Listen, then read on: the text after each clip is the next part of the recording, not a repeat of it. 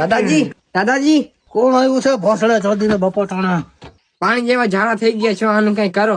ભલે ને થયા છણા, તારે ક્યાં એના છણા થાપવા છે? દાદાજી રોકાત નથી હો, કઈ કરવાનું તમે. છો ક્યાં માર દીકરો? આ બેસ તો ખરી. બેસ આયા બેસ. ભોસડે ચોધીનો